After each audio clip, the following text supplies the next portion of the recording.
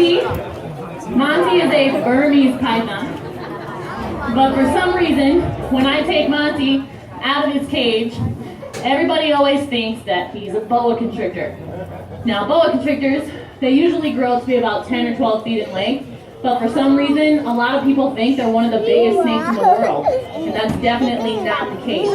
The real giants of the snake world are actually going to be the green anaconda from South America. They're the heaviest snakes in the world. They weigh in excess of 300 pounds. And the reticulated python, which is the longest snake in the world, and they reach lengths of up to 30 feet.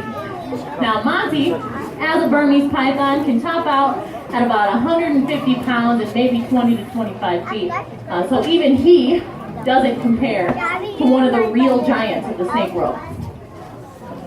When a constrictor wants to kill its prey, it will strike at its prey and bite it first.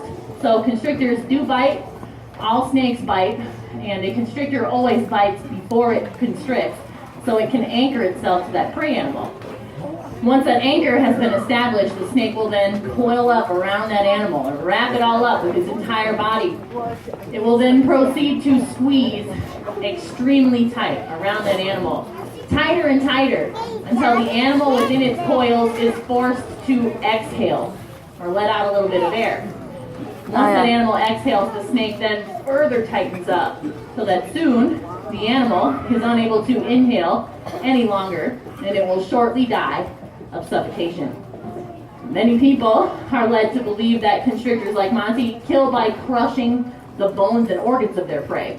But after examining several kills made by constrictors, there are very rarely broken bones found. And those that are usually caused by that strike and bite itself, rather than the actual process of constriction. Come on, big fella.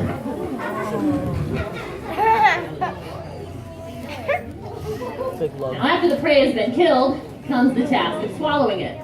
Snakes have no limbs, and their fangs and teeth are needle-like, and they point backwards towards their face, or towards their throat. So they can't rip off chunks or tear off pieces of their food like other predators do, but they do swallow it whole. And this isn't really the limitation. They have extremely elastic skin and no chin. So they have two lower jaw bones that aren't connected at all, and they have two upper jaw bones that are very loosely connected. So they can open their mouths extremely far vertically and horizontally. In fact, the only real limit to how far a snake can stretch its mouth open is how far that skin will allow it to stretch. And like I said, it's super stretchy stuff, so it will allow them to swallow something several times the size of their own body's diameter. He must be a little chilly.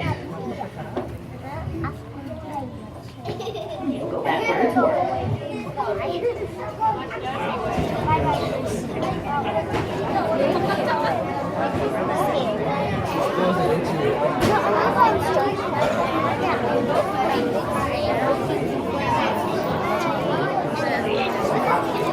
All right, so constriction still requires a pretty prolonged period of contact with a live prey animal.